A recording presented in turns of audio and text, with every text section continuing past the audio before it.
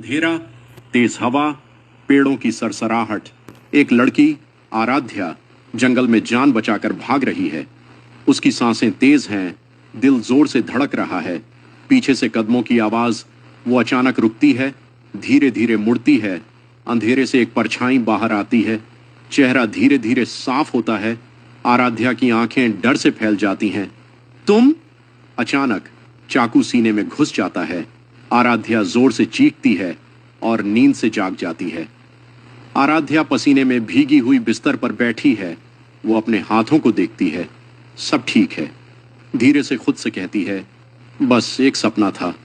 लेकिन दिल मानने को तैयार नहीं। वो अपनी डायरी खोलती है और लिखती है, मैंने अपनी मौत देखी दोपहर। गांव की गलियों में चलते हुए आराध्या का ध्यान कहीं और है।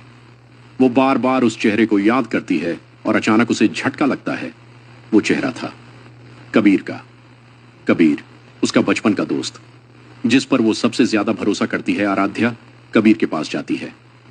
आराध्या धीरे घबराते हुए, कबीर, अगर मैं तुमसे कुछ अजीब कहूं तो क्या तुम मानोगे? कबीर हल्की मुस्कान के साथ, तुम्हारे लिए तो कुछ भी मान लूंगा। आराध्या उसकी आंखों में देखती है। एक पल के लिए उसे वही खतरनाक चेहरा दिखाई देता है। वो डर कर पीछे हट जाती है।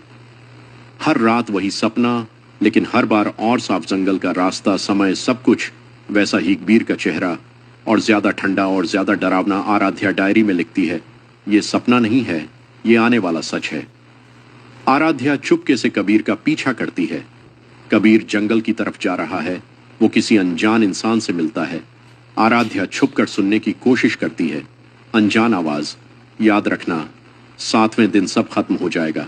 आराध्या का दिल बैठ जाता है। आराध्या कबीर के सामने खड़ी होती है।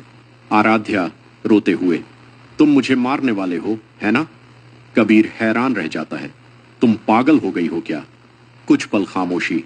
फिर कबीर धीरे से कहता है, मैं तुम्हें नहीं, तुम्हें बचाने की कोशिश कर रहा हूं। कबीर बताता है, आराध्या के सपने भविष्य के अलग अलग रूप हैं।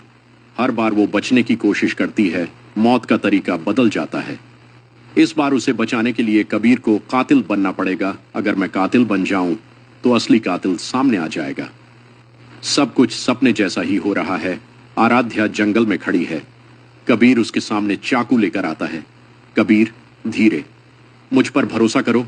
वो चाकू उठाता है। अचानक पीछे से एक तीसरा आदमी निकलता है, असली कातिल। कबीर तुरंत आराध्या को धक्का देता है और असली कातिल पर हमला करता है।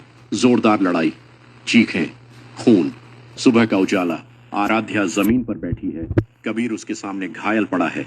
कबीर कमजोर मुस्कान के साथ, देखा, मैंने कहा था मैं तुम्हें बचा लूंगा।